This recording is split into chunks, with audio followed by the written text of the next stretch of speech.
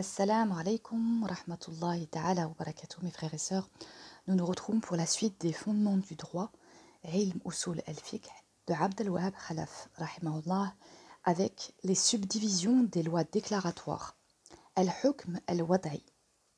Les catégories de lois déclaratoires, Al-Hukm al-Wada'i, sont au nombre de 5. La cause, Al-Sabab, la condition, Al-Shart, l'empêchement, Al-Mani', la loi concessionnelle, Al-Rukhsa, opposée à la loi stricte, Al-Azima, le valide, Al-Sahih, opposé au non-valide, Ghayr Sahih. La cause, Al-Sabab.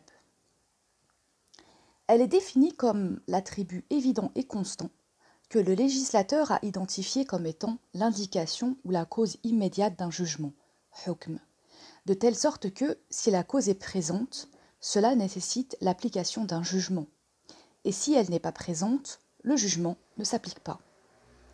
Nous avons vu lorsque nous avons parlé de la raison d'être, al-illa, que la raison d'être d'une prescription peut toujours cause, mais que cause ne signifie pas toujours raison d'être.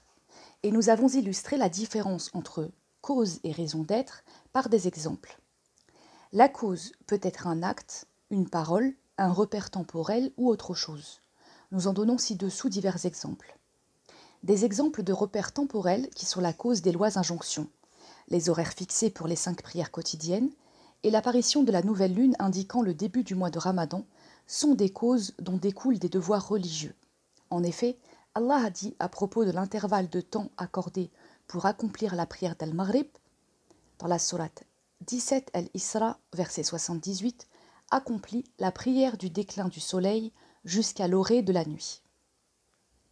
Et à propos du début du jeûne, dans la sourate Al-Baqarah, sourate 2, verset 185, quiconque d'entre vous verra poindre le croissant jeûnera tout le mois. Des exemples de situations ou d'états. Posséder une richesse imposable est une cause qui oblige à payer la zakat. Puis, contracter une maladie est une cause qui permet aux musulmans pubères d'interrompre son jeûne obligatoire du mois de Ramadan. Ensuite, le fait qu'un homme ou une femme soit polythéiste est une cause qui empêche tout musulman ou toute musulmane de l'épouser.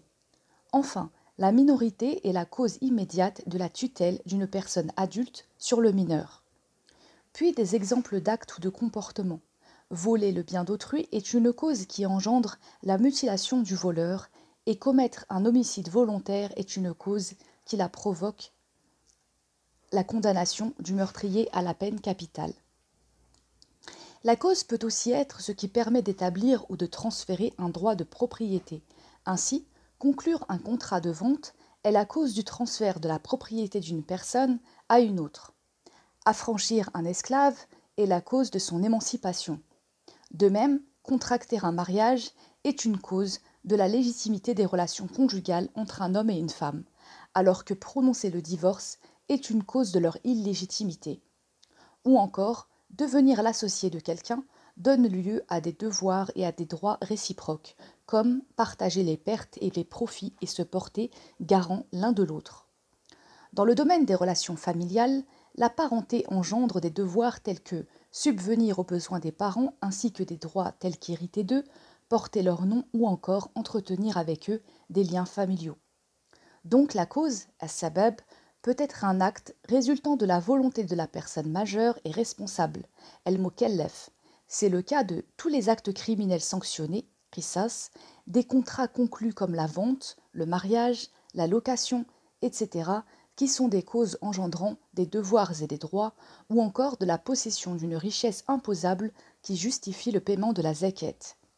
La cause peut aussi être une situation dans laquelle la personne responsable se trouve et qui est indépendante de sa volonté, comme la minorité ou la folie qui engendre tous deux la tutelle d'une tierce personne sur le mineur ou le fou, ou encore le commencement du temps accordé à la prière qui rend son accomplissement obligatoire, ou la parenté entre deux personnes qui donne à l'une ou à l'autre le droit de tutelle ou d'héritage. Lorsqu'une cause liée par le législateur à un effet particulier est présente et que les conditions nécessaires sont remplies, cet effet s'applique obligatoirement, que cet effet soit l'application d'une loi injonction ou l'établissement ou l'invalidation d'un droit de propriété, par exemple.